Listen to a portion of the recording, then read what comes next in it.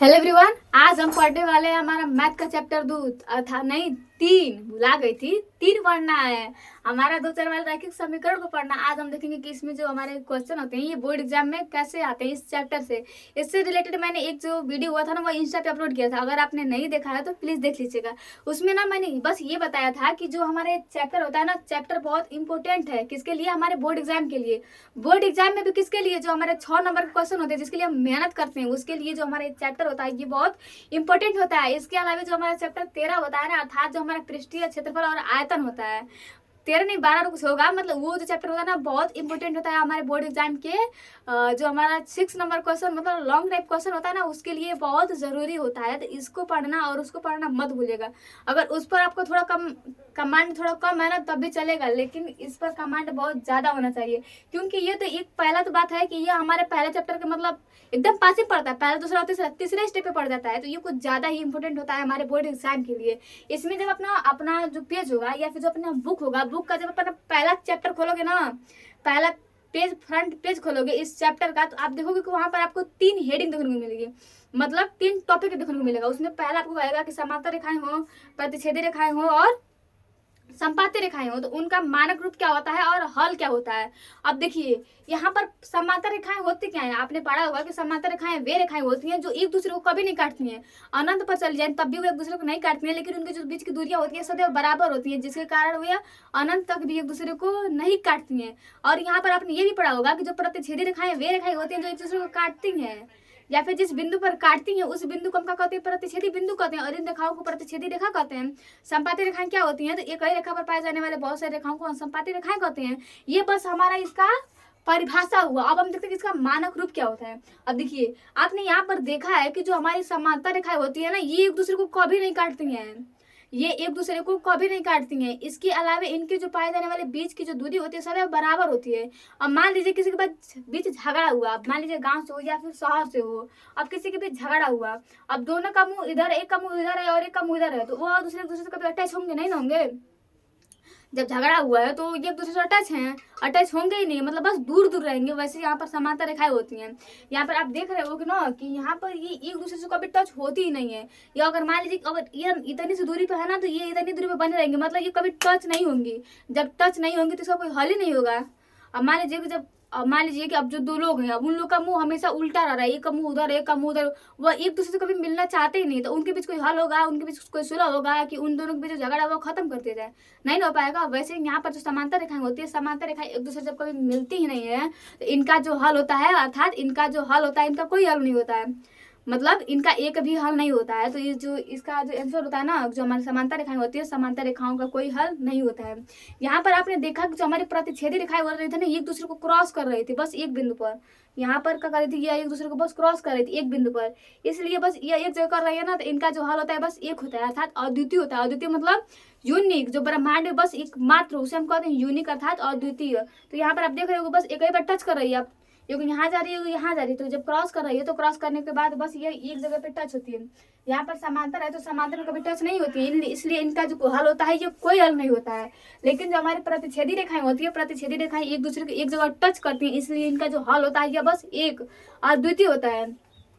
इसके बाद जो हमारी संपाती रेखाएं होती है, तो संपाती मतलब एक ही रेखा पर बहुत सारे बिंदु होते हैं, तो यहाँ पर बहुत सारे बिंदु होते हैं। आप इसका हल निकालोगे तो बहुत सारा नहीं निकल जाएगा। अब मान लीजिए कि कोई एक मतलब मान लीजिए कि 2 लोग हैं, चाहे मान लीजिए कि एक पूरा परिवार है, अब वो हमेशा सोचते हैं ना कि बस हम साथ रहें, बस हम साथ रहें, बस हम साथ रहें।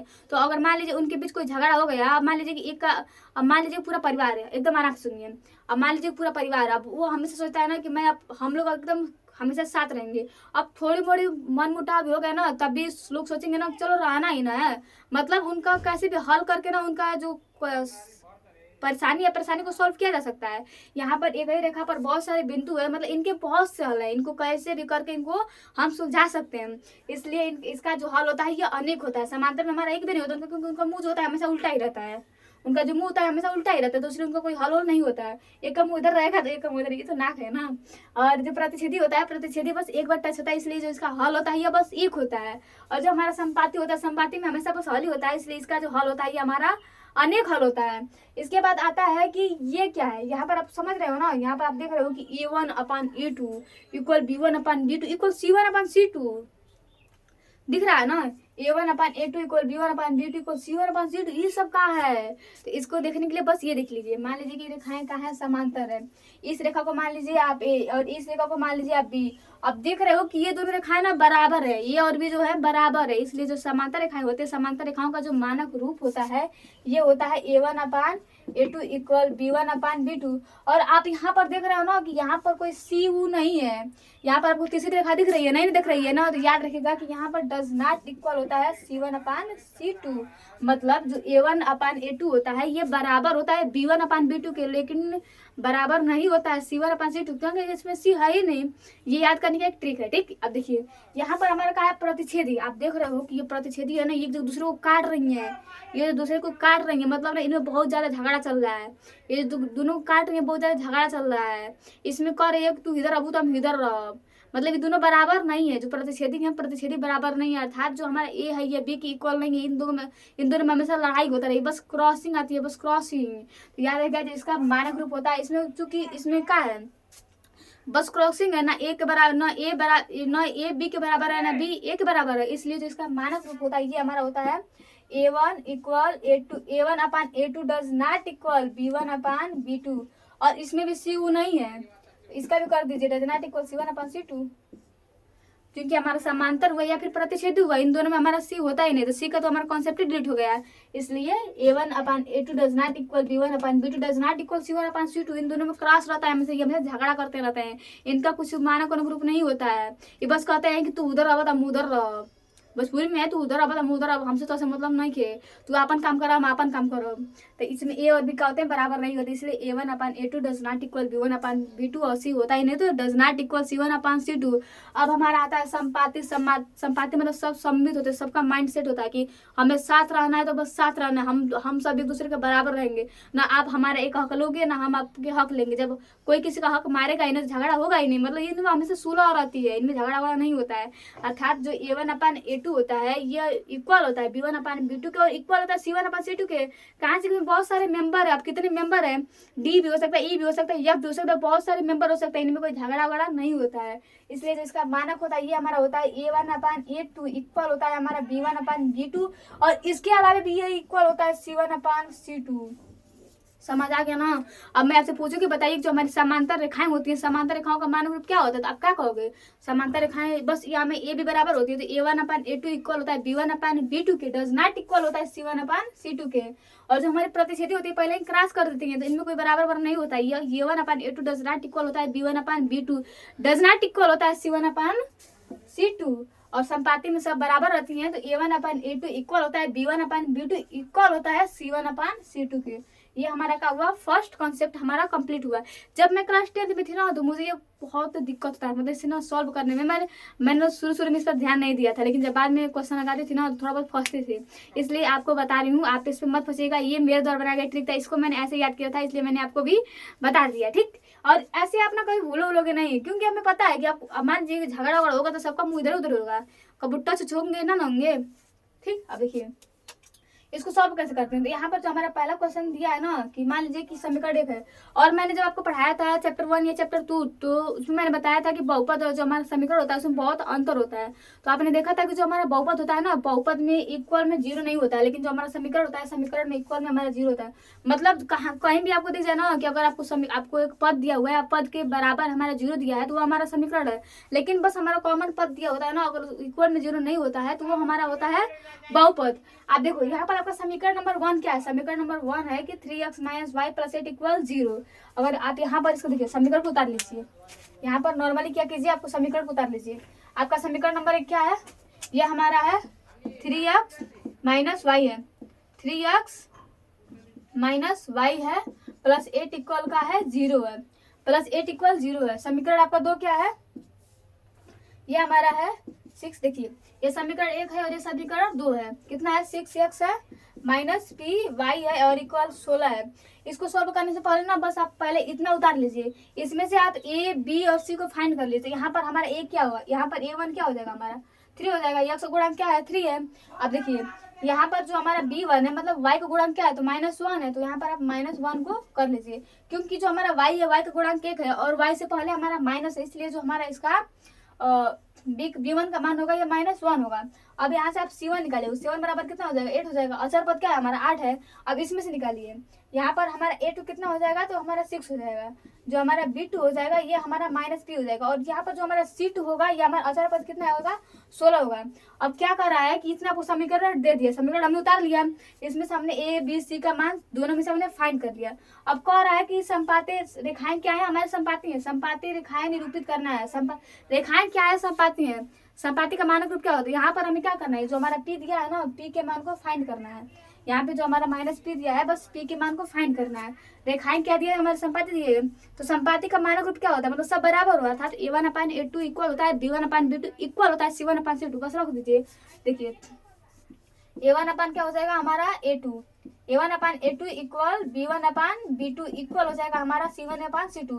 पहले तो हम इन दोनों का कंपेयर करेंगे, पहले इन दोनों का मान निकालेंगे, फिर इन दोनों को कंपेयर करके इनसे मान निकालेंगे। देखेंगे कि दोनों बराबर है तो जो हमारा समीकरण होगा वो सही होगा और यहाँ से हमारा P का मान निकल जाएगा। A1 का हमारा मान कितना है 3 है। देखिए A1 का मान 3 है, जो हमारा B1 है B1 का मान A1 है, फिर A2 का मान कितना है हमारा 6 है।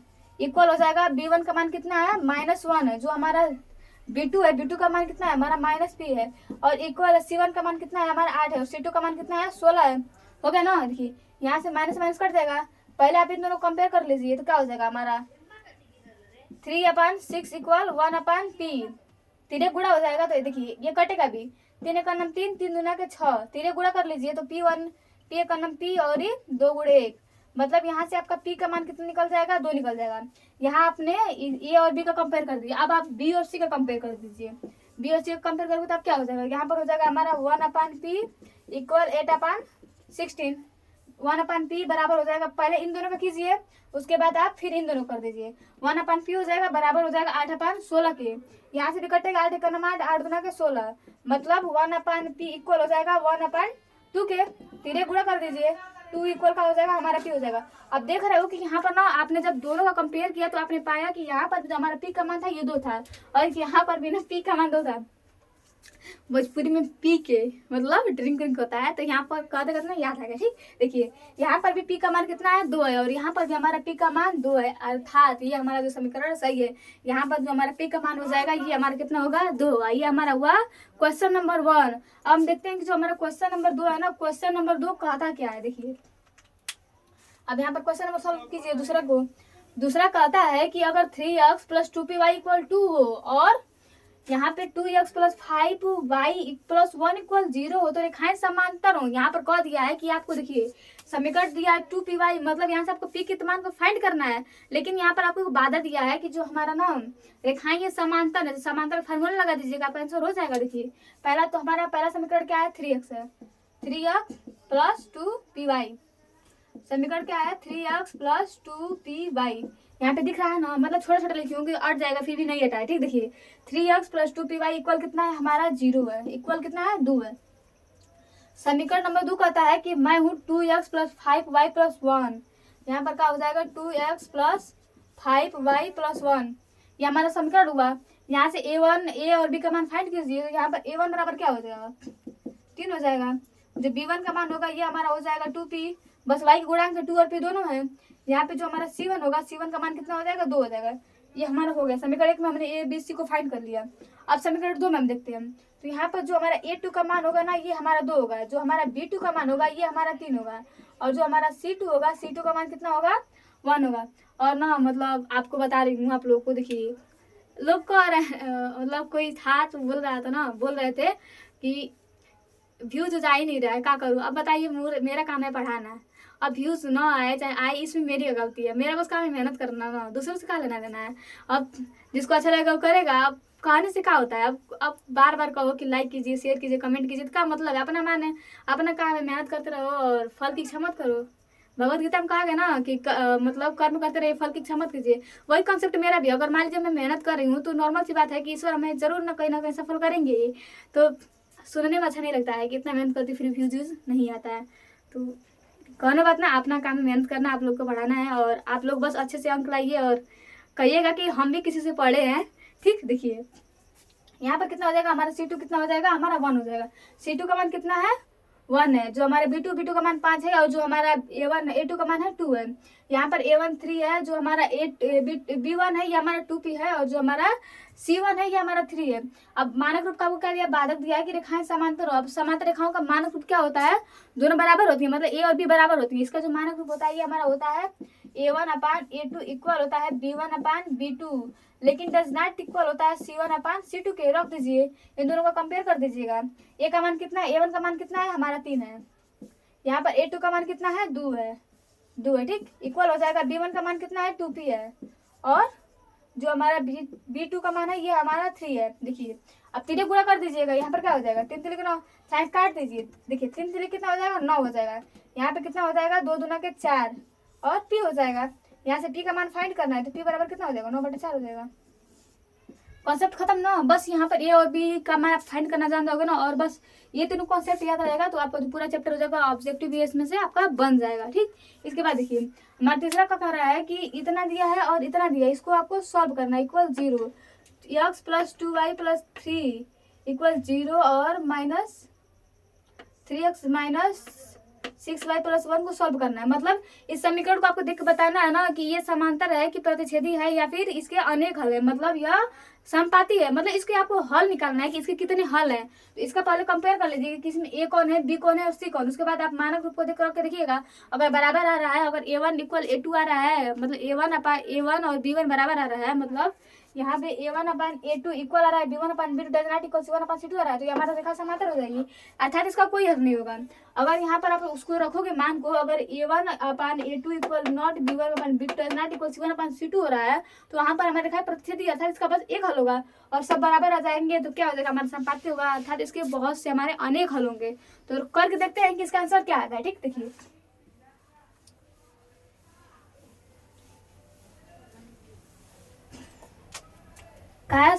समीकरण ये हमारा है x + 2y + 3 = 0 का है।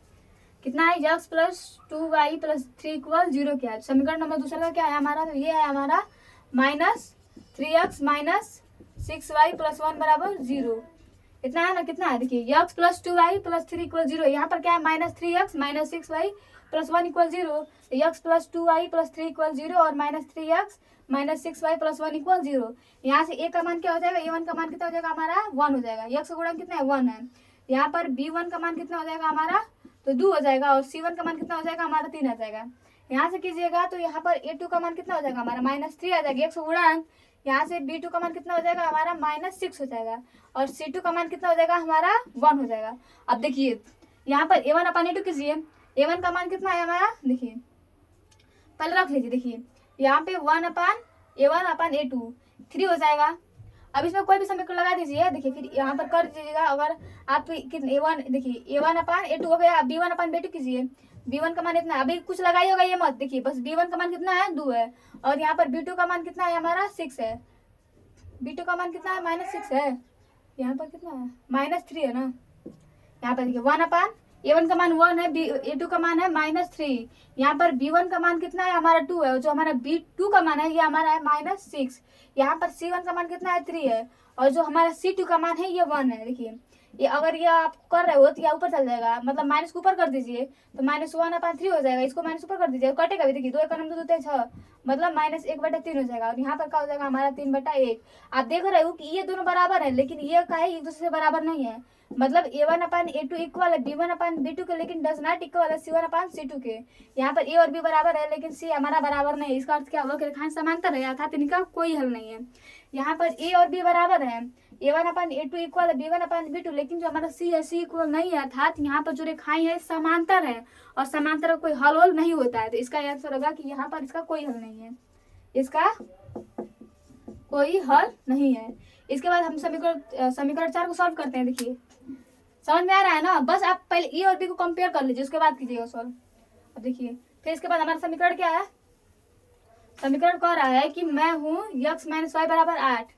यहाँ पर दे रहा है x - y = 8। समीकरण नंबर 1 है। समीकरण 2 हमारा क्या है, तो ये हमारा है 3x - 3y = 16 दिया है। कितना दिया है, x - y = 8, 3x - 3y = 16। अब ना आप डायरेक्ट भी कर सकते हो। देखिए यहाँ पर आप करोगे तो 1/3 आएगा, इसका भी करोगे तो 1/3 आएगा, लेकिन यहाँ पर 8/16 है, मतलब 1/2 आएगा। तो इसमें भी हमारा जो ए है ये बी के बराबर है, लेकिन सी के बराबर नहीं है, अर्थात यहाँ पर भी दिखाएं समांतर है और इसका भी कोई हल नहीं होगा। अगर नहीं समझ में आया तो यहाँ पर देख लीजिए। यहाँ से पहले आप a1 का मान निकालोगे तो ये हमारा हो जाएगा 1, कारण से कि x का गुणांक a है। यहाँ पर आप b1 का मान निकालोगे तो ये हो जाएगा हमारा -1, और c1 का मान निकालोगे तो ये हो जाएगा हमारा 8, यहाँ भी वही होगा। a का मान हो जाएगा, a2 का मान हो जाएगा 3, b2 का मान हो जाएगा -3, और यहाँ पर c2 का मान हो जाएगा हमारा 16। खत्म हुआ ना। अब रख लीजिए a1 अपान कितना हो जाएगा, a2 हमारा कितना है 3 है, फिर हमारा b1 का मान -1 है, और जो हमारा b2 का मान है ये हमारा -3 है अपान अब चिन्ह मत लगाइए, ठीक। -1 अपान -3 हो जाएगा। यहाँ पर c1 का मान कितना है 8 है, और c2 का मान कितना है 16 है। यहाँ पर देखिए इतना कितना था, यहाँ पर -3 था ना, देखिए यहाँ से माइनस कट गया, यहाँ बचा क्या हमारा 1/3 हो जाएगा, फिर 1/3 हो जाएगा, यहाँ से कटेगा 8 गुना का 16, मतलब 1/2 हो जाएगा। आप देख रहे हो कि 1/3 इक्वल है 1/3 के, लेकिन 1/3 डज नॉट इक्वल है 1/8 के, मतलब यहाँ पर ए और बी बराबर है, लेकिन जो हमारा सी का है ये बराबर नहीं है, इसलिए रेखाएं समांतर है, अर्थात इसका भी कोई हल नहीं होगा, इसका भी कोई हल नहीं होगा। समझ में आया ना। अब देखिए अब हाई समीकरण क्या कह रहा है कि मान लीजिए 2x + a y इक्वल 1 है और 3x - 5y = 7 है, का कोई भी हल नहीं है। अब कोई भी हल नहीं, इसका मतलब रेखाएं समांतर हैं।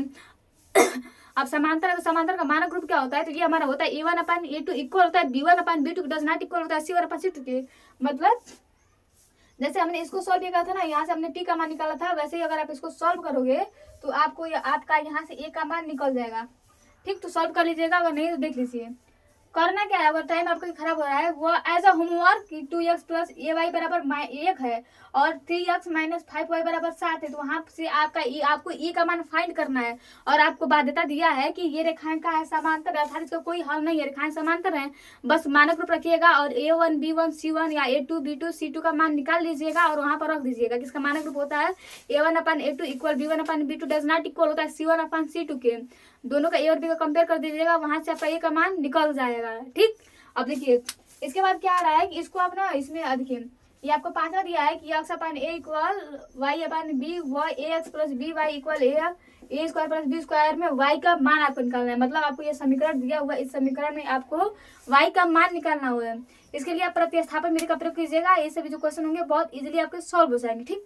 इसके साथ एक होता है विलोपन विधि भी, तो विलोपन विधि भी कीजिएगा, और नहीं आता है तो आप प्रतिस्थापन विधि कर लेंगे ना, तो आपका क्वेश्चन जो हो जाएगा सॉल्व हो जाएगा। प्रतिस्थापन विधि का अर्थ होता है ना, कितना है 13 गुणित 9। अगर प्रतिस्थापन विधि का यूज करोगे ना तब भी सही होगा, और आप विलोपन विधि का उपयोग करोगे तब भी सही होगा। और विलोपन विधि और प्रतिस्थापन विधि वहां प्रयोग कीजिएगा जहां जो ज्यादा इंपॉर्टेंट हो, मतलब जहां अगर इजीली आपका विलोपन विधि सॉल्व हो जाए ना, वहां पर विलोपन विधि का प्रयोग कर लीजिएगा, और जहां पे थोड़ा बहुत डिफिकल्टी हो तो वहां पर आप प्रतिस्थापन विधि का प्रयोग कर लीजिएगा। देखिए यहाँ पर दे रहा है कि आपको क्वेश्चन क्या दिया है, x/a है इक्वल है y/b के। समीकरण नंबर 1 दिया है, समीकरण नंबर 2 दिया है कि यहाँ पर देखिए समीकरण नंबर 2 दिया क्या है, ये ax दिया है प्लस by दिया है, इसके इक्वल दिया है a² + b²। आपको यहाँ से y का मान फाइंड करना है, तो क्या करोगे पहले तो यहाँ पर गुणा कर लीजिए, तो यहाँ पर हो जाएगा xb इक्वल ay। आपको y का मान फाइंड करना है ना, y का मान क्या करना है आपको फाइंड करना है, तो यहाँ पर आप x का मान निकाल लीजिए, तो हमारा y का मान निकल जाएगा। अगर आप यहाँ से x का मान निकालोगे क्या हो जाएगा हमारा ay हो जाएगा बट्टा में b हो जाएगा। मतलब यहाँ से x का मान हमारा कितना है, x का मान हमारा आया ay/b। अब इस x का मान आप दूसरे के समीकरण में पुटअप कर दीजिए, होती है हमारी प्रतिस्थापन विधि। प्रतिस्थापन विधि में हम क्या करते हैं, तो एक समीकरण से हम x या y का मान फाइंड कर लेते हैं, उसको हम रख देते हैं दूसरे के विधि, मतलब प्रतिस्थापित कर देते हैं, एक का स्थान दूसरे को हम दे देते हैं, वही हमारा होता है प्रतिस्थापन विधि। x का मान अब इसमें हम पुटअप कर देंगे, देखिए क्या हो जाएगा, a हो जाएगा। x का मान कितना है, ये हमारा है ay/b है, इसके अलावा प्लस क्या हो जाएगा हमारा by हो जाएगा, इक्वल हो जाएगा a² + b² के। खत्म हुआ ना। अब गुणा कर दीजिए, तो यहाँ पर गुणा करोगे तो ये कितना हो जाएगा, a² हो जाएगा, ये y होगा अपान में हमारा b होगा, फिर प्लस होगा by होगा अपान में बस by होगा, इक्वल हो जाएगा a² + b²। अब इन दोनों का लॉसा लीजिए, तो इसका लॉसा कितना हो जाएगा हमारा b हो जाएगा, इन दोनों का लॉसा b हो जाएगा, और इसमें भाग करोगे तो 1 आएगा, तो 1 का a² y हो जाएगा और प्लस हो जाएगा, ठीक। ए स्क्वायर वाई हो जाएगा प्लस हो जाएगा, यहाँ पर इसका हर एक है, एक से बी में भाग करोगे तो हमारा बी आएगा, बी से जब बी वाई में गुणा करोगे तो ये हमारा आंसर आ जाएगा बी स्क्वायर वाई। यहाँ पर कितना हो जाएगा हमारा बी स्क्वायर वाई इक्वल कितना हो जाएगा A square plus B square. फिर तिरक गुणा कर दीजिए, यहाँ से हो जाएगा A square Y plus B square Y equal B हो जाएगा, इसमें हो जाएगा A square plus B square. यहाँ से आप क्या कर दीजिए तो ए वाई को कॉमन कर लीजिए, तो वाई दोनों में ए स्क्वायर वाई है प्लस बी स्क्वायर भी वाई है, तो वाई को कॉमन कर लीजिए, तो ये हो जाएगा A square plus B square equal B हो जाएगा फिर A square plus B square. यहाँ पर देखिए, यहाँ पर भी है ए स्क्वायर वाई और यहाँ पर भी है ए स्क्वायर प्लस बी स्क्वायर भी है और यहाँ पर भी है ए स्क्वायर प्लस बी स्क्वायर, दोनों खत्म हो जाएंगे। मतलब यहाँ से वाई का मान जो होगा ना ये हमारा बी हो जाएगा। यहाँ से y का मान हमारा कितना आ जाएगा तो y का मान हमारा आ जाएगा b। यहाँ से आप a का भी मान फाइंड कर सकते हो। a का मान फाइंड करने के लिए क्या करोगे, यहाँ पर आपका b आ गया ना, तो b का मान आप समीकरण पहला था दूसरा का था, समीकरण 3 रख दीजिए। मान लीजिए x बराबर समीकरण 3 है तो x बराबर कर दीजिए a हो गया, y का मान कितना है हमारा b है, अपन b हो जाएगा, b से b कैंसिल हो जाएगा, जो हमारे x का मान हो जाएगा ये हो जाएगा। तो यहाँ पर जो हमारे x होगा x का मान a होगा और जो हमारा b होगा b का मान हमारा क्या हो जाएगा b होगा, मतलब y का मान हमारा क्या होगा b होगा। ठीक, इसे आप होगा ना प्रतिस्थापन विधि होती है कि इसमें से एक समीकरण में से ना x या y का मान फाइंड कर लेते हैं, दूसरे समीकरण उसे हम रख देते हैं, तो हमारा जो मान होता है वो निकल जाता है। इसके बाद हमारा आ रहा है कौन सा क्वेश्चन, देखिए यहाँ पर भी वही है, देखिए 2x प्लस 3y बराबर 5 है और वह दिया है 4x प्लस ky इक्वल 10 के अन्य हल है। मतलब यहाँ पर रेखाएं संपाती मतलब तीनों बराबर है। तो जैसे हमने पहले किसको सॉल्व किया था, रेखाएं संपाती है, जैसे हमने इसको पहला भी सॉल्व किया था ना, वैसे अगर आप इसको सॉल्व करोगे तो ये भी आपको क्वेश्चन लग जाएगा। क्वेश्चन क्या है, तो क्वेश्चन है 2x प्लस 3y इक्वल 5 है, वह 4x प्लस ky इक्वल 10 है। इसको भी रखोगे तो आपको हो जाएगा, क्योंकि यहाँ पर जो आपका a1 का मान हो जाएगा ना ये हमारा हो जाएगा 2, यहाँ से a1 का मान हो जाएगा 2, जो हमारा a2 का मान हो जाएगा ये हमारा हो जाएगा 4 हो जाएगा, इक्वल हो जाएगा जो हमारा b1 का मान हो जाएगा ये हमारा हो जाएगा 3, जो हमारा b2 का मान हो जाएगा ये हमारा हो जाएगा k, इक्वल हो जाएगा जो हमारा c2 का मान है, c1 का मान है 5 है और जो हमारा c2 का मान है ये हमारा 10 है। ये कितना है 2/4 है, 2/4 है। पर इसका जो करेंगे देखिए 2 का नाम 2 दूना के 4, तीन गुणा कर दीजिए तो k बराबर कितना हो जाएगा 6 हो जाएगा यहाँ पर, और यहाँ पर भी वही होगा 5 का नाम 5 5 दूना के 10, k बराबर कितना हो जाएगा 6। तो यहाँ पर हमारा k का मान कितना हो जाएगा 6, दोनों साइड में हमने जब कंपेयर किया तो हमारा 6 6 अर्थात जो हमारा k का मान होगा ये हमारा 6 होगा। इसके बाद क्या है दिया है कि x प्लस 2y इक्वल 70 है और 2x प्लस y बराबर 50 है। मतलब यहाँ पर 35 है, गामा है, गामा बराबर 35 है, तो यहाँ पर आपको गामा का मान निकालना है। यहाँ पर ना अल्फा बीटा गामा, तो आपको यहाँ पर गामा का मान निकालना है। इसका कोई हल नहीं है, मतलब रेखाएं का है समांतर है, कोई हल नहीं है, मतलब रेखाएं समांतर है अर्थात a1 इक्वल a1 अपन a2 है, ये अब इक्वल है b1 अपन b2 के, लेकिन डज नॉट इक्वल है c1 अपन c2 के। तो जैसे आप दूसरा क्वेश्चन किए थे वैसे आप इसको भी कर दीजिएगा, आप ये का हो जाएगा सॉल्व हो जाएगा। यहाँ पर कह रहा है कि x माइनस 2y इक्वल 3 और 3x प्लस my बराबर 1 और द्वितीय हल है, मतलब ये क्या है रेखाएं प्रतिच्छेदी है अर्थात a1 upon a2 does not equal है b1 अपन b2 के, मतलब इनमें कोई भी बराबर नहीं होगा। यहाँ पर आपको फाइंड करना है मान यम का, तो बस इसमें आप a और b का कंपेयर कर दीजिए, कैसे कि तीनों बराबर नहीं होते, बस a और b का कंपेयर कर दीजिए। देखिए यहाँ पर आपका a का मान क्या निकलेगा, इसको देख लीजिएगा। ठीक, देखिए यहाँ पर क्या है रेखाएं और मतलब इसका जो हल है अद्वितीय है। यहाँ पर यक्स का यहाँ पर ये a1 का मान कितना हो जाएगा 1 हो जाएगा, जो हमारा यहाँ पर a2 का मान हो जाएगा ये हमारा 3 हो जाएगा, ये डज नॉट इक्वल हो जाएगा। b1 का मान हमारा कितना है -2 है, b1 का मान -2 है और जो हमारा b2 का मान है ये हमारा गामा है, मतलब अपन गामा हो जाएगा, ऐसे हो जाएगा।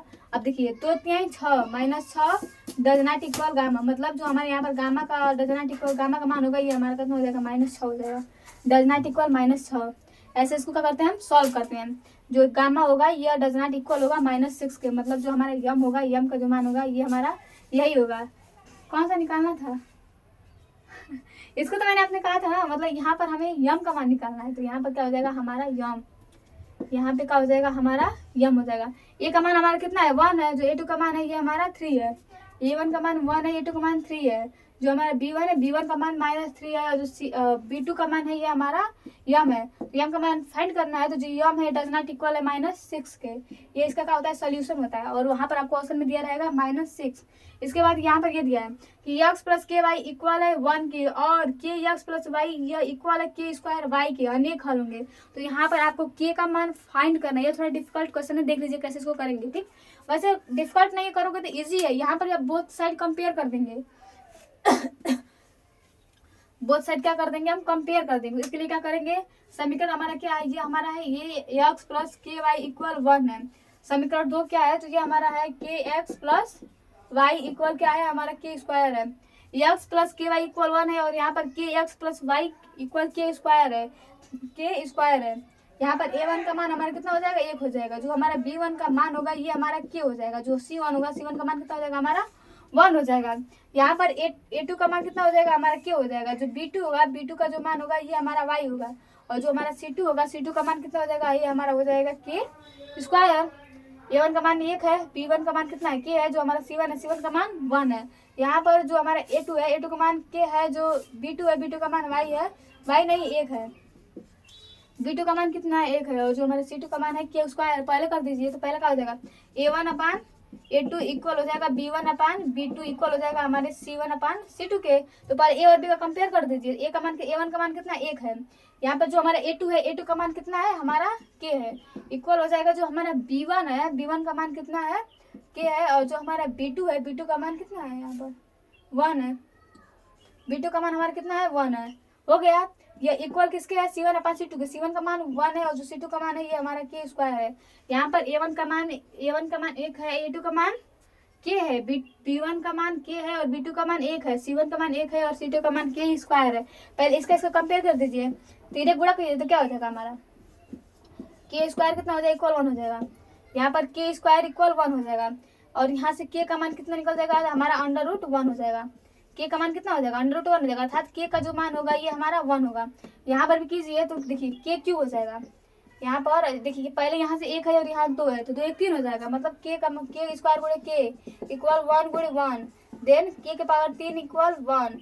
के बराबर कितना हो जाएगा, √1 अंडर मतलब घात क्यू वाला हो जाएगा। तो 1 का जो क्यू होता है या फिर जो वर्गमूल होता है या फिर घनमूल होता है वो 1 ही होता है। तो यहाँ पर जो हमारा के होगा, के का मान कितना हो जाएगा, 1 हो जाएगा। मतलब दोनों साइड हमारा जो के का मान है यह 1 है। यहाँ पर भी के का मान 1 आया है, और यहाँ पर भी हमारा के का मान 1 आया था। तो यहाँ पर जो हमारा के का मान होगा ये हमारा 1 होगा। इसके बाद हम देखते हैं लॉन्ग टाइप क्वेश्चन, जो बहुत इंपॉर्टेंट है हमारे बोर्ड एग्जाम के लिए। यहाँ पर बोल रहा है कि बागीचे का परिमाप दिया हुआ है। ठीक, देखिए ये क्वेश्चन ऐसे था कि मान लीजिए एक बागीचा है, बागीचे का परिमाप आपको दिया है 120 मीटर, और उसके अलावा दिया है कि जो हमारा उसका देखिए उसका जो बागीचा है, बागीचा कैसा होता है, आयताकार होता है। पहले क्वेश्चन देखिए उसमें दिया था कि जो बागीचा है, बागीचे का जो परिमाप है वो हमारा 120 मीटर है। इसके अलावा जो बागीचा है, बागीचे का जो पूरा क्षेत्रफल है वो हमारा कितना है, 800 मीटर है। और इसमें आपको कंडीशन दिया था कि जो लंबाई थी ये चौड़ाई की दोगुनी थी, जो उसकी लंबाई थी या चौड़ाई के दोगुनी थी। तो यहाँ पर कंडीशन दिया है, ये कंडीशन हुआ। अब इसको हम लगाएंगे कैसे, देखिए ये बोल रहा है बागीचा कैसे होता है। अगर आप लगाना चाहोगे तो वर्ग के रूप में हो जाएगा, लेकिन यहाँ पर दिया है कि जो बागीचा है, बागीचा नॉर्मली जो होता है हमारे आयत के रूप में होता है। मान लीजिए कि क्या है, हमारा बागीचा है, यहाँ पर ये हमारा क्या है, बागीचा है। ये जो है ये हमारा बागीचा है। बागीचे का जो ये पूरा परिमाप है, मतलब चारों कोनों का जो कुल योग है ये हमारा है 120 मीटर। और इसके अलावा जो इसके अंदर का पूरा क्षेत्रफल है ना, मतलब पूरा जो एरिया है ये हमारा है 800 मीटर। ये जो हमारा बागीचा है, मान लीजिए इसमें पूरा पेड़ लगे हुए हैं, इस बागीचे का जो पूरा एरिया है मतलब किनारा है, इसका जो परिमाप है ये हमारे 120 मीटर है। और इसके अलावा जो इसका आंतरिक भाग, इसका पूरा जो क्षेत्रफल है, जिसने जितने एरिया में वो कवर किया है, इसका जो क्षेत्रफल है ये हमारा 800 मीटर है। कंडीशन दिया है कि जो इसकी लंबाई है, ये जो लंबाई है ये चौड़ाई से दोगुनी है। इसकी जो लंबाई है, ये जो चौड़ाई है ना, मान लीजिए बी की दोगुनी है। मतलब जो यल है ये इक्वल है 2b के। लंबाई है ये चौड़ाई की दोगुनी है। अभी सेंटेंस जब इसको ना समीकरण सॉल्व करने के लिए आपको क्वेश्चन लगाइएगा, आपको पहले समीकरण सॉल्व कीजिए। जब आप समीकरणों को लिखना सीख जाओगे ना, समीकरण को सॉल्व करना, तो आपका जो क्वेश्चन होगा ऑटोमेटिकली सॉल्व हो जाएगा। क्योंकि जब आप समीकरण सही से सॉल्व कर रहे हो ना, तो वहाँ पर कोई कंफ्यूजन का क्वेश्चन नहीं बनता है। ठीक, देखिए लंबाई कितनी है, चौड़ाई की दोगुनी है। अब कह रहा है कि इसका परिमाप इतना है। आप जानते हो कि जो हमारा आयत होता है, आयत का परिमाप क्या होता है, ये होता है हमारा 2 कोष्टक में यल प्लस बी इक्वल, मतलब जो आयत होता है, आयत का परिमाप क्या होता है, ये हमारा होता है 2 होता है, या कोष्टक में l प्लस बी होता है। तो आयत का परिमाप हमारा क्या हो जाएगा, 2 हो जाएगा, कोष्टक में l प्लस बी हो जाएगा। और इसका परिमाप दिया है हमें 120 मीटर। काटिएगा तो इतने कितना हो जाएगा, 60 हो जाएगा। यल का मान कितना है हमारा 2b है, यल का जो मान है ये हमारा 2b है। और यहाँ पर प्लस में हमारा क्या हो जाएगा, b हो जाएगा, इक्वल हो जाएगा 60। यहाँ पे हो जाएगा 3b इक्वल 60। b का मान कितना आ जाएगा, 20 आ जाएगा। b इक्वल कितना हो जाएगा हमारा 20 आ जाएगा।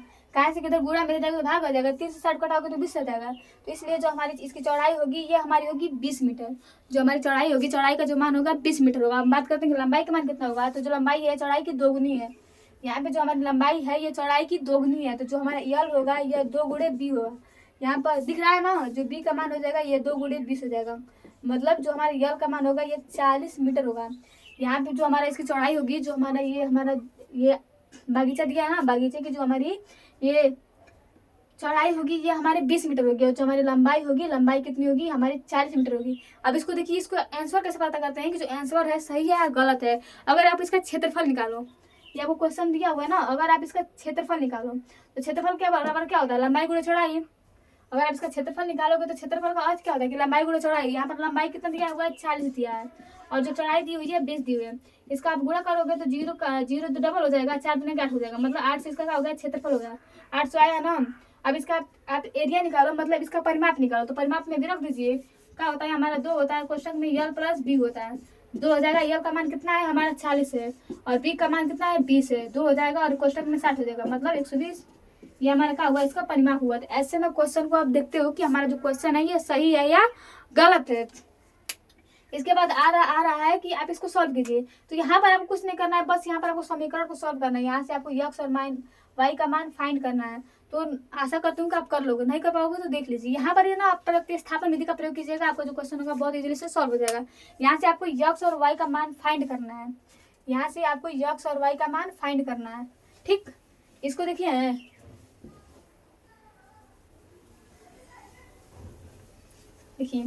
क्वेश्चन दिया है कि 3/2 यक्स 3/2 माइनस 5/3 वाई इक्वल -2। समीकरण नंबर 1 दिया है। मतलब ना यहाँ पर पेयरिंग होती है, बोथिंग साइड, मतलब दोनों और समीकरण दिए होते हैं, दो को।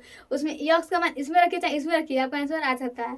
नहीं होता है चाहे इसको खाओ चाहे इसको खाओ, अगर आपके पास ज़्यादा ऑप्शन होता है तो चाहे इसको खाओ चाहे इसको खाओ, मध्य हुए रहता है। तो यहाँ पर भी आपको दो समीकरण दिए रहते हैं। पहला समीकरण क्या है, तो पहला समीकरण हमारा यह है कि 3/2 माइनस 5/3 वाई इक्वल -2। और यहाँ से ना भाई जगह नहीं है तो समीकरण नंबर 2 को भी आप उतार लीजिए, नहीं तो फिर आने दीजिए। पहले आप इसको सॉल्व कर लीजिए, ज़्यादा बड़ा है तो इसको छोटा करना चाहिए ना, ठीक। देखिए ये हमारा कितना हो जाएगा, 22 हो जाएगा। अब देखिए 2 और 3 का लसा कितना होता है, तो हमारा 2 और 3 का लसा होता है 6। 2 और 3 का लसा कितना होता है 6।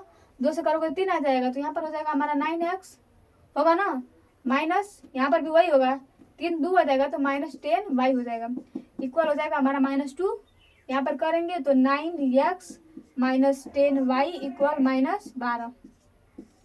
ये हमारा हुआ समीकरण नंबर 1। यहाँ से समझ में आया ना। मतलब यहाँ पर हमारा समीकरण नंबर मान लीजिए कि 3 हो गया, 2 तो हमारा है ही है।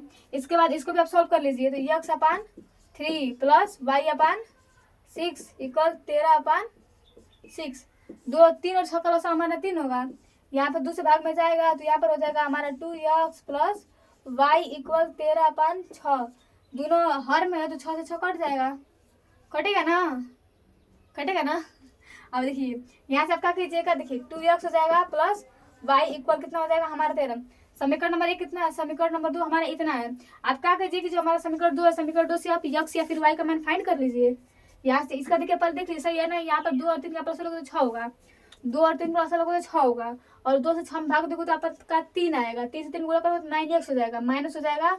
3 से 6 भाग दोगे तो 2 होगा, तो 5 दूना 10 y हो जाएगा, इक्वल 6 हो जाएगा, इक्वल -2 हो जाएगा। 3 गुणा कर दोगे तो 9x -10y इक्वल -12 हो जाएगा, और यहाँ पे माइनस है ना, ठीक। और यहाँ से क्या करोगे तो x/3 या प्लस y/6 इक्वल है 13/6। 13/6 यहाँ से दोनों का लॉस लोगे तो लॉस आ जाएगा हमारा 6। 3 से भाग दोगे 2 आएगा, 2x प्लस वाई इक्वल 13 हो जाएगा, 6 से कट जाएगा, 2x प्लस वाई इक्वल 13 हो जाएगा। यहाँ से आप क्या कीजिए, तो x या y का मान फाइंड कर लीजिए। तो आप x का मान फाइंड कीजिए यहाँ से, तो 2x हो जाएगा और ये प्लस इधर का हो जाएगा माइनस y हो जाएगा।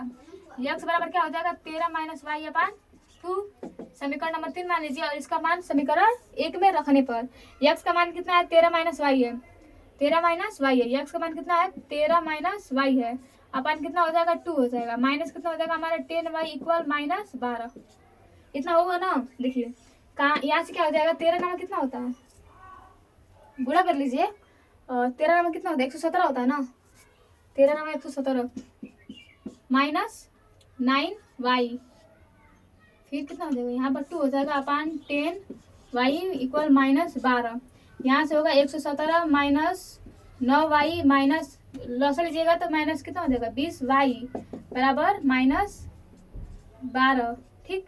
अपन 2 3 गुणा कर दिया डायरेक्ट, यहाँ पर हो जाएगा माइनस 24, खत्म हुआ ना। अब देखिए यहाँ पर कौन कौन सा एडिंग करने वाला है, दो को एडिंग करने वाला है। देखिए 17 हो जाएगा माइनस, दोनों माइनस माइनस प्लस होता है, तो यहाँ पर हो जाएगा 29y, 30 9 29y इक्वल कितना हो जाएगा माइनस 24, इधर ये माइनस इधर जाएगा तो कितना हो जाएगा हमारा प्लस हो जाएगा, मतलब प्लस इधर जाएगा तो हमारा क्या हो जाएगा माइनस हो जाएगा, माइनस 29y इक्वल माइनस 24 है माइनस 117, 13 नाम 117, यहाँ से माइनस 29y इक्वल माइनस 7 4 11 को एक हाथ में लगा 1 2 1 3 3 1 4 127 हो जाएगा, ठीक।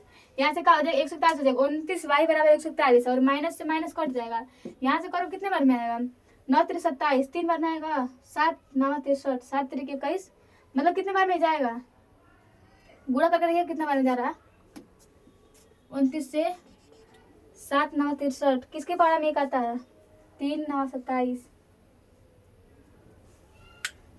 इसको आप कट कर लीजिएगा, ठीक। 7 9 63 और 7 दूना के 14, कितने से कटेगा ये काट लीजिएगा, और कहीं थोड़ा बहुत अगर गलती हो गया तो आप इसका क्वेश्चन ना मतलब आंसर आप निकाल लीजिएगा, कितने से कटेगा बस ये देखिएगा, यहाँ पर किसके पारा मतलब लास्ट में भाग दीजिए तो कितना बन जाएगा 4 दूना के 8 4 तिहाई 12 4 चौके 16, मतलब 4 चौके 16, 4 9 36 6 4 9 8 9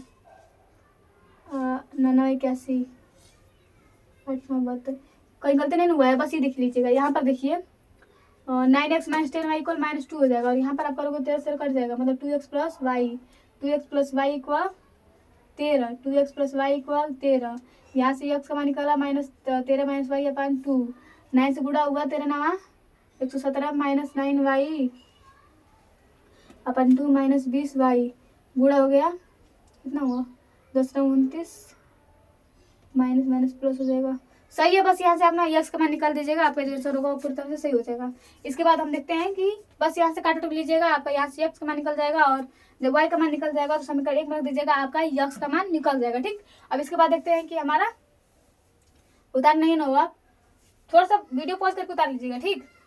अब देखिए हमारा क्या है, यहाँ पर क्वेश्चन क्या दिया है कि 2 अंकों से बनी एक संख्या। ये जो हमारा क्वेश्चन होता है ना, ये बहुत इंपॉर्टेंट क्वेश्चन है। ये जो हमारा क्वेश्चन है ना, ये बहुत इंपॉर्टेंट क्वेश्चन है। ये जो क्वेश्चन होता है ये हर बार आपके बोर्ड एग्जाम में देखने को मिलता है। ये तो सॉल्व कैसे किया जाता है, तो पहले ये देखिएगा। अगर आपसे मैं कहूँ कि मान लीजिए आपको मैं दी हूँ मैं 17, मान लीजिए मैं आपको कह दिया 17, तो आप इसको कैसे तोड़ सकते हो, आप कर सकते हो कि इकाई और दहाई में इसको तोड़ सकते हो। इसका जो इकाई का अंक होगा ये हमारा 7 होगा, जो हमारा दहाई होगा ये 10 गुणा 1 होगा, जो कोई जगह तो 10 और प्लस कितना हो जाएगा 7 हो जाएगा, अर्थात इसका मान कितना हो जाएगा हमारा 17 हो जाएगा। तो इसको सॉल्व करने के लिए हम इसका उपयोग करते हैं, ठीक। देखिए क्वेश्चन क्या बोल रहा है, क्वेश्चन बोल रहा है कि 2 अंकों से बनी एक संख्या के अंकों का योग 12 है। इसमें मान लीजिए कि माना, कह दीजिए कि माना इकाई का योग यक्स है, माना इकाई का अंक क्या है, माना इकाई का अंक यक्स है और दहाई का अंक क्या है वाई है। माना इकाई का अंक यक्स है और दहाई का अंक वाई है। अब ये दोनों संख्याएं क्या बनेंगी, तो ये हमारी बनेगी यक्स और वाई। यक्स क्या है हमारी इकाई है, मतलब वाई और एक्स बनेगी। वाई हमारी इकाई हमारा क्या है यक्स है और दहाई हमारा क्या है वाई है। इतना हो गया ना। देखिए बोल रहा है 2 अंकों से बनी एक संख्या में अंकों का योग 12 है, मतलब यक्स और प्लस समीकरण नंबर 1 हो जाएगा, यक्स प्लस वाई बराबर हमारा कितना है 12 है। ये हमारा हो जाएगा समीकरण नंबर 1। बोल रहा है कि अंकों का योग कितना है 12 है। फिर बोल रहा है कि अंकों का स्थान बदल देने पर, अब अंकों का स्थान बदल दिया जा रहा है, मतलब जहाँ यक्स है वहां पर वाई हो जा रहा है और जहां पर वाई है वहां पर हमारा क्या है यक्स है। कह रहा है कि अंकों का स्थान बदल देने पर प्राप्त संख्या दी गई संख्या से 18 अधिक है, मतलब जब हम अंकों का स्थान बदल दे रहे हैं ना, तो वहाँ पर हमें कह रहा है कि जब आप अंकों का स्थान बदल दे रहे हो, जो हमें प्राप्त संख्या है वह दी गई संख्या से 18 अधिक है। अब मान लीजिए कि पहला क्वेश्चन, पहला हमारा समीकरण बनेगा y का अंक y हमारा क्या है, देखिए यहाँ पर होगा y प्लस एक्स, अंकों का योग इतना है, मतलब पहले दहाई फिर इकाई, तो यहाँ पर दहाई बनोगे तो 10y हो जाएगा प्लस एक्स हो जाएगा। ये हमारा क्या हुआ पहले, जब हमारा दहाई का अंक x और y का अंक दहाई का अंक x हो, इकाई का अंक x और दहाई का अंक y हो। अब हम अंकों का स्थान बदल दे रहे हैं, मतलब जहाँ x है वहाँ पर y हो जाएगा, तो ये हो जाएगा हमारा 10x प्लस वाई, मतलब जहाँ इकाई था वहाँ हमारा दहाई हो गया, जहाँ हमारा दहाई था वहाँ पर इकाई हो गया। कह रहा है कि दी गई संख्या अंकों का स्थान बदल देने पर प्राप्त संख्या, ये जो हमारी प्राप्त संख्या है ये दी गई संख्या से 18 अधिक है, मतलब इससे 18 अधिक है। ये तो पहली हमारी संख्या है, तो जब इसको पलट देते हैं तो जो हमारी संख्या प्राप्त होती है वह दी गई संख्या से 18 अधिक है। तो कर लीजिए, देखिए यहाँ पर कितना है 10y plus x plus 18 equal है हमारा 10x प्लस वाई, तो x को पास एक पास कर लीजिए और y को एक पास कर लीजिए और 18 को अकेले कर दीजिए। यहाँ पर क्या हो जाएगा हमारा 10x हो जाएगा, यहाँ से प्लस इधर जाएगा क्या जाएगा हमारा माइनस हो जाएगा, माइनस एक्स हो जाएगा, यहाँ से प्लस वाई और यहाँ से प्लस जाएगा तो कितना हो जाएगा हमारा माइनस वाई हो जाएगा, मतलब 10y हो जाएगा इक्वल कितना हो जाएगा हमारा 18। 10x minus x plus y और माइनस 10y इक्वल 18। अब कर लीजिए 10 में से वो घटेगा तो ये हमारा हो जाएगा 9x, यहाँ पर क्या हो जाएगा y में से 10y मतलब y में से 10y घटेगा तो ये हमारा हो जाएगा माइनस 9y इक्वल 18। 9 कॉमन कर लीजिए, दोनों में 9 है, तो x minus y equal 18, cut कर दीजिए 9 दूना 18, मतलब x माइनस वाई बराबर कितना हो जाएगा हमारा 2 हो जाएगा। यहाँ पर x और y का मान कितना हो गया 2 हो गया। और ना जब आप क्वेश्चन को सॉल्व कर रहे हो तो क्वेश्चन को सॉल्व करने का सबसे आसान तरीका है कि जहाँ भी आपको कॉमन दिखे ना वहाँ पर आप कॉमन ले लीजिए, आपका जो पूरा होगा वो क्वेश्चन बहुत इजीली वहाँ पे सॉल्व हो सकता है। तो यहाँ पर हमने निकाल लिया कि जो हमारे x और y का मान x माइनस वाई का मान है ये 2 है, और यहाँ पर हमने निकाला था कि x प्लस वाई है ये 12 है, तो ये हमारा हो गया समीकरण 2। समीकरण लीजिए कि समीकरण 1 और 2 को जोड़ने पर, यहाँ पर लिख लीजिएगा कि समीकरण 1 और समीकरण 2 को जोड़ने पर, समीकरण 1 और समीकरण 2 को जोड़ने पर। यहाँ तक पहले स्क्रीनशॉट लेंगे तो ले लीजिए, उसके बाद देख लीजिए, ठीक। देखिए ये हो गया ना, हमारा पहला समीकरण क्या है x प्लस वाई बराबर 12 है और यहाँ पर x माइनस वाई बराबर 2 है, ठीक। देखिए यहाँ पर जोड़ लीजिए कितना है, इकाई नहीं कुछ कर लीजिए, इकाई से प्लस है तो यहाँ पर x प्लस वाई बराबर कितना हो जाएगा 12, यहाँ पे हमारा आया है x माइनस वाई बराबर 2, जोड़िएगा दोनों कट जाएगा, यहाँ पर हो जाएगा हमारा 2x बराबर 14, x बराबर कितना आ जाएगा हमारा x बराबर हमारा 7 आ गया। अब हमें निकालना है y का मान, तो y का मान हम क्या करेंगे, मान लीजिए कि हमारा समीकरण नंबर 4 है, समीकरण 4 का मान समीकरण 1 में रखने पर यहाँ पर कह लीजिएगा कि समीकरण 4 का मान समीकरण 1 में रखने पर, समीकरण 4 क्या है हमारे x बराबर 7 है और यहाँ पर x प्लस वाई बराबर 12 है, x प्लस वाई बराबर 12 है, x का मान 7 है, हमें y का मान फाइंड करना इक्वल 12 हो जाएगा, देन y बराबर 12 माइनस 7, देन y बराबर 5। यहाँ पर हमारा y का मान कितना हो गया 5 हो गया, x का मान 7 है और y का अंक हमारा दहाई अंक था और जो हमारा इकाई अंक था ये हमारा कितना था, इकाई अंक कितना था हमारा 7 था, तो यहाँ पर हमारी संख्या क्या हो जाएगी x y मतलब y x हो जाएगी, अर्थात 5 और 7 57 हो जाएगी। अगर ऐसे नहीं समझ में आ रहा है तो बस 5 गुणे 10 और प्लस 7 मतलब 50 प्लस 7 इक्वल 57। ये होता है सॉल्व करने का हमारा ट्रिक नहीं, एकदम पूरा विस्तारित रूप होता है ऐसे क्वेश्चन सॉल्व करने के लिए। आज के लिए बस इतना ही, थोड़ा मतलब थकावट हो रही है तो जो हमारे अगले क्वेश्चन है ना इसे अभी हम थोड़ी देर बाद आपको अपलोड कर देंगे, आप देख लीजिएगा, ठीक। आज के लिए बस इतना ही, फिर मिलते हैं अगले दिन, बाय।